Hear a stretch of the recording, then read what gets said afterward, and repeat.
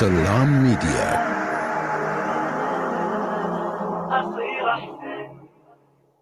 Welcome back. If you just tuned in, it's you with Mid Morning Talk only on Salam Media, and I'm Mia, your host for the next 45 minutes on Mid Morning Talk. And now we're talking about savings and investments. Yes, we're going to buck the trend because normally this time, especially this week and the next 2 weeks, it's about spending for your holiday, spending on holiday. Yes, coming back then will be stationery and school shopping, and so it's the next week. It's all about spending. So, what about saving? What about saving? Because for me, if you save now, then next year you would have accumulated a fund. You would have accumulated a saving, a profit, your dividends, so that you're not eating into your capital, but then you can enjoy it. It's so much sweeter when, I mean, you've invested your money and then you've received your dividends, or you've cashed in an investment and then you spend more, because then you get a lot more. So you get more bang for your buck. Your rent stretches a lot more. And yes, you can pat yourself on the back for spending wisely and saving wisely. So maybe it's a good time now to say, you know what, let me take out about 20% of what I want to spend. Let me go through and search where I can save, look for good deals so that I can put away something to invest. So the next year, my rent stretches a lot more. And to help us in understand the type of savings and where we should be investing, I have Abdul Davids, who is the CEO at Kagiso Islamic Fund, and he's going to tell us all about this Sharia compliant fund that this year had phenomenal growth and success. So had you woken up, if you were awake last year, 21st December 2020, and had decided to even just put 1,000 rand away, let's find out what would you be enjoying now with that 1,000 rand at 21st December 2021. So we're going to learn all about this Sharia compliant fund. Assalamu alaikum, Abdul, and welcome to Salam Media Mid Morning Talk. And I'm told I can hear, is that the coast or the ocean in the background? Wa alaikum salam wa rahmatullahi wa barakatuh, and shukran for the opportunity. Yes, Mariam, you caught me at a bad time. I'm at the beach in Hermanus, taking a few days off. But alhamdulillah, we envious. We envious, Abdul. Yeah, I think it's an open invitation to you and your listeners and viewers to come and join us here in Hermanus. It's a lovely day here at the beach as well. Yeah, in answering to your statements and the question, I think, it's been a productive year for us and our clients. Alhamdulillah, for the 12 months to the end of November, our Kagiso Islamic Equity Fund has returned just under 40% for that year. So that's for the 12 months to 30th of November this year. And quite pleasing to note that we've outperformed not just the Sharia funds, but most of the conventional funds as well. And I think if one looks at and just dissect our performances this year, what has worked very well for us has been a focus on some of our larger globally diversified companies, but also some of the companies that we've been investing in for the last number of years. I'm not going to bore our viewers and listeners with the details around that, but I think suffice to say that our funds have been going now for over 12 years. We launched our Kagiso Islamic Equity Fund in April 2009. So the fund is just over 12 years old. And the hallmark of our process in our funds is a focus on Sharia compliancy. And that what that entails is really avoiding companies that have too much debt or have too much interest that they earn or pay. And then also a focus on companies that are engaged in what we call compliant activities. So these are companies that are not involved in the production of alcohol or gambling stocks, or any of what we call the sin type activities, and especially the banking companies as well. And I think over the last 12 years, we've managed to demonstrate that you can outperform while still being compliant with Sharia law as well. So in the South African landscape, it's quite a competitive landscape. There's quite a few funds out there. And pleasing to note that our Islamic Equity Fund has been the best performing fund now on a since inception basis over the last 12 years. And in particular, I think what will resonate with our viewers and listeners is the fact that the investment market is quite diverse and quite varied as well in terms of opportunities.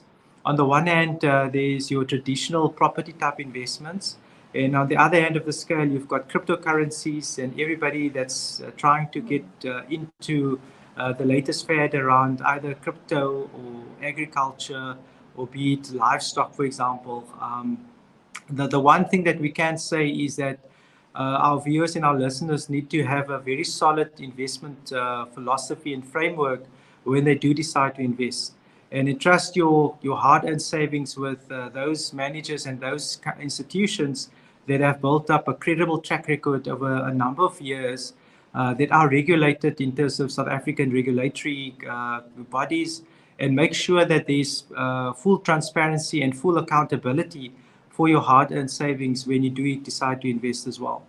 As I've said, what has worked for us very well has been our investment in companies that are globally diversified. We've seen the pressure on the South African economy, notwithstanding that global markets and our equity market has done particularly well over the last period. Bearing in mind, we came out of a period of substantial volatility last year. The COVID hard lockdown that we saw in February, March last year has had quite a big impact on our equity market. Initially, the market went down about 30 to 35%. And since then, since the market lows in beginning of March 2020, we've seen a very strong recovery in equity markets as well. And pleasing to note that our funds have actually outperformed during that period of rebound, as we call it. And again, the hallmark of our process is that we do very specific, what we call bottom-up research, where we look at each company on a case-by-case basis. We speak to the management. We build our own investment models and model the cash flows of the companies. And based on that, we then do an assessment of what we think a business or company should be worth. And only then do we look at where the share price is trading. And typically, we only buy companies where the share price is substantially below our assessment of what we call the intrinsic value or the true value of the company. And then it's really just a case of being patient and wait for the company's cash flows to start delivering on our expectations, and we see then the results coming through in terms of the share prices as well. So alhamdulillah, it's been a very productive year, as I've said, and that has permeated all of our funds, not just the Kagiso Islamic Equity Fund. We do have a Kagiso Islamic Balance Fund as well. And this fund is particularly attractive for people that are saving for retirement. And we would encourage, especially our young Muslim professionals, as they enter the job market, to, a lot of people when they're 25, 20 years old, they start off in the work environment, and they think retirement is a distant sort of thing that is, many decades off. But the earlier you start saving for retirement, the more and better you are in terms of your position at retirement as well. To the point where a person that starts at 25 years old versus a person that starts at 35-year-old will have a substantial head start in terms of the ultimate pool of savings on retirement at, say, age 60 as well. So it's never too early to start for retirement savings. In addition to that, we've got quite a unique regulatory and tax regime in South Africa, where there are quite significant and compelling incentives for our Muslim investors to invest in either for retirement products or tax-free savings products. And I always say, for anybody that's looking to start out, the best return you can get is where you get tax back. And any tax-free savings vehicle, any retirement savings product has those built-in tax-free incentives built into them that make them quite compelling compared to traditional savings products. I'll pause there and maybe see if you have any specific questions as well.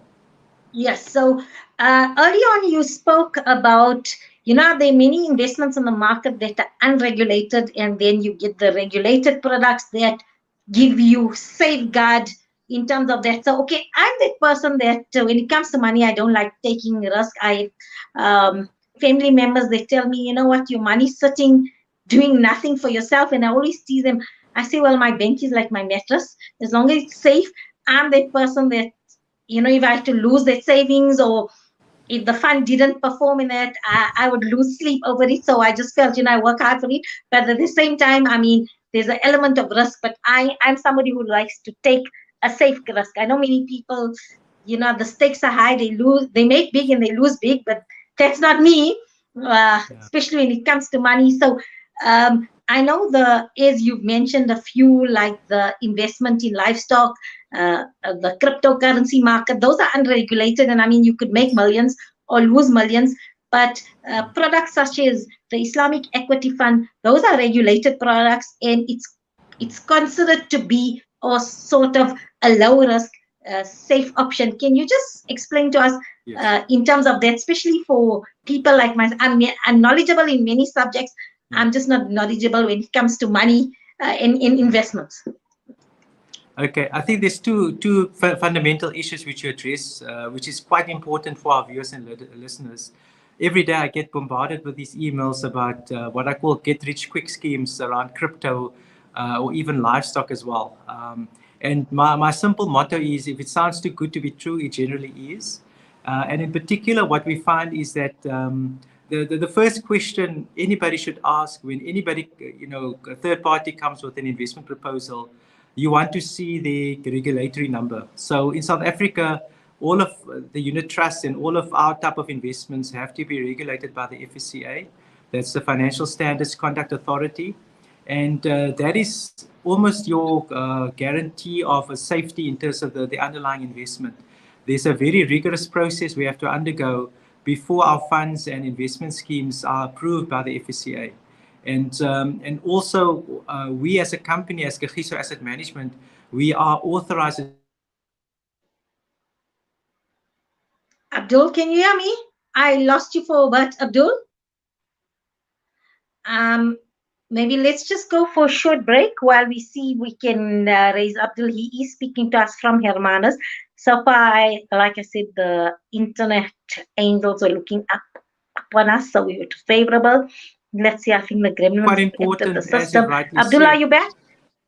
Okay, Yeah, good. We sorry. lost you for a moment. Okay, good. We're back. Yeah, I think there's a lot of people in Hermanus, so the Wi-Fi is a bit unstable. Okay. But yeah, I think what I was saying was that it is quite important that any investment has to be FSP approved or has a financial services provider number. And secondly, what is also quite important is that the actual investment scheme need to be FSCA approved as well. And that is the safety and those checks and balances that are put in place to safeguard investors from, what I call fly-by-night schemes and those get-rich-quick schemes, which typically do end in disaster for investors as well. Now, you've touched on cryptocurrency and the livestock elements, and I don't want to get into the detail of those, but suffice to say that a lot of them are not regulated. And so again, investors need to proceed with caution. A lot of these schemes, because they're not regulated, they do promise the world in terms of guaranteed returns and guaranteed sort of profits as well. Again, from a Sharia point of view, any product that gives a guaranteed return, unfortunately, that's almost an oxymoron in terms of Sharia, because the very essence of Sharia compliant investing is that there shouldn't be a guarantee, because there should be an element of risk. Risk is what makes investments compliant, because there's an element of risk sharing between the capital provider and what they call the manager or the trustee of those investments as well. Unlike traditional bonds, for example, where the government will guarantee you a fixed interest rate, but that in essence is what is riba and what is usury as well. So I think those are very important elements which our investors need to be aware of and cognizant of. In contrast, as I've said, we've been going for 12 years with our Islamic Equity Fund.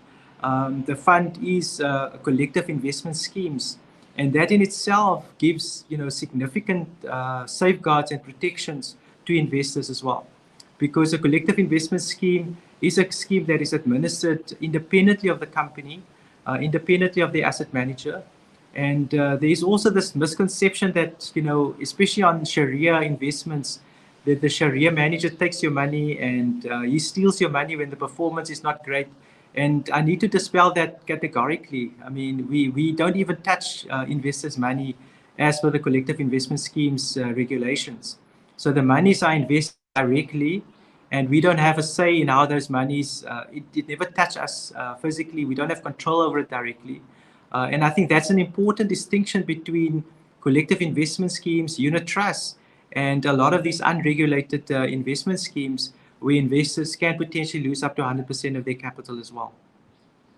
So you're doing so well. So the market is high. Is it still a good time to invest, or do I wait for it to go down a bit? And in terms of calculated predictions, in terms of this, will this out? Do you foresee 2022 this outperformance continuing? Abdul, can you hear me? Sorry, Mariam, I Abdul? just lost you. Can you just Okay, repeat that again? so I want to know, is it still a good time to invest in the fund because it's at a high, and 2022, what is your well calculated forecast? Well, do you envisage this Islamic equity fund still to continue to outperform? Abdul, can you hear me? Abdul? Yeah, the line is quite bad.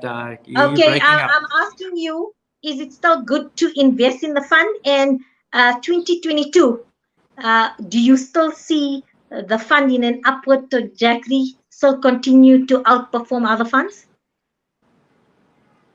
Yeah, I think the gist of your question is around our fund performance and Mhm. the Continuation of the fund performance. yeah. So I'll just talk about the fund and our sort of the prospects that we see as well. I think it's quite important to talk about where we are currently in markets and what is almost a prognosis for future returns as well.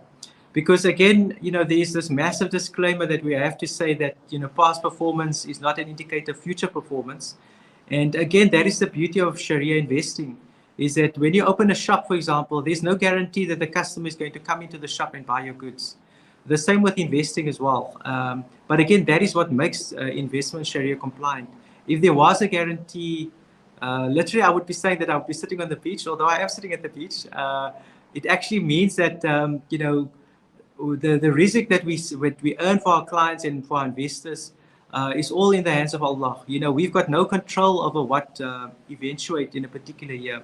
What we can do is do our numbers, number crunching, do our planning, and invest accordingly.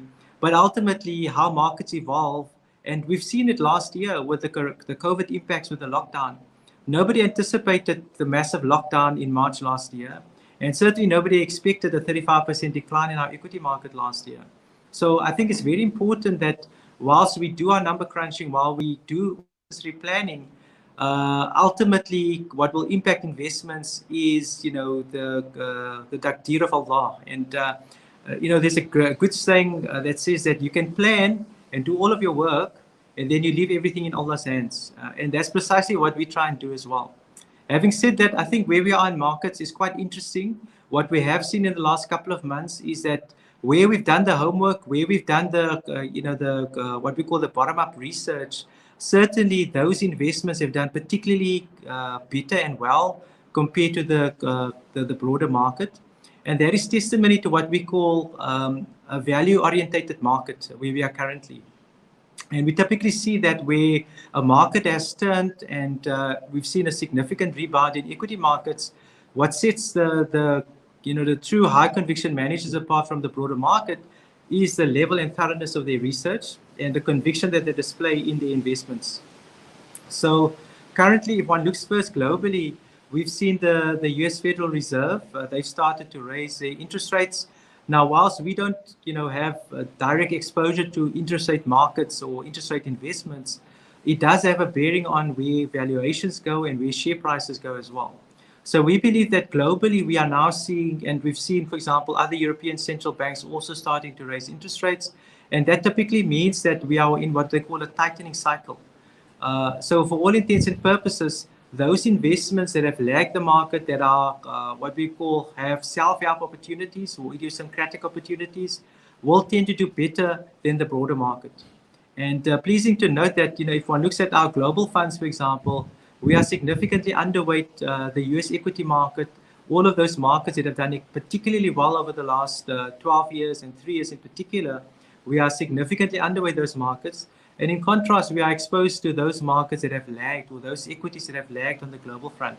And already we are starting to see outperformance coming through in our portfolio versus the broader market, given this, what we call the tightening cycle. In South Africa, we've seen our own Reserve Bank also raising rates recently. And I think that means that South Africa is also potentially into a period of rates increasing. And again, that same scenario will play out, where those companies that have what we call self-help opportunities will tend to do better than the broader market. In addition, as I said at the opening, those companies that are exposed to global growth drivers, independent of the South African economy, will continue to do much better than the broader market as well. And we are starting to see that. So I think, on a relative basis, whilst optically and at the headline level, global equities like the US equity market might not be delivering the same returns they've delivered over the last 3 years or 5 years, we certainly believe that on a select basis, there is still significant opportunities for us to enjoy significant outperformance compared to the US equity market and broad equity performances that should deliver very strong results and returns for our investors into the future as well. So basically, inshallah, we wish you all the best for 2020. And if anybody's looking for safe Sharia investment opportunities, please do consider the Kagiso Islamic Equity Fund that had outperformed many other funds this year. As you've said, 40% growth. So congratulations on that, because in a COVID pandemic year, that is phenomenal, because in an ordinary year to reach 40% is extraordinary. But given the circumstances, I mean, the business climate, economic climate in globally, not only in South Africa but globally, on the back June we had the looting as well. So considering all those factors, congratulations to you and your team on a good performance this year. And what we're going to do is we're going to leave you to get back to the beach in Hermanus. Hopefully the beach is not packed, because upon your invitation and giving us a weather update there, you might just go there and you might find people all around your umbrella and beaches. But do enjoy your break, and may you be under the mercy and the protection of the Almighty. And hopefully we can talk to you sometime in 2020, inshallah. Fantastic. Jazakallah for the opportunity, Mariam, and all the best to our listeners and viewers. And we wish them a safe and happy and prosperous and rewarding 2022 as well. Okay, and then I'm going to get back to you, because I'm going to, let's see, move it from my electronic mattress for 2022, because I have an electronic, what I call my electronic mattress. And let's see if I'm going to just take the plunge, as the Germans say, sink or swim, but get in. So let me get into the financial investment, and hopefully December 2022 we can then revisit, and I can say I have little extra to spend over the holiday period now, that because of my investing and investing wisely. So I'm going to contact you when you get back, inshallah, and let's see how the growth happens. Keep well. Assalamu alaikum. Peace and blessings to you. Jazakallah wa alaikum salam wa rahmatullahi wa barakatuh. We're going to go for short break, and staying with the theme of water, beaches in it, we're going to speak to a lifeguard in terms of water safety. All this after the break.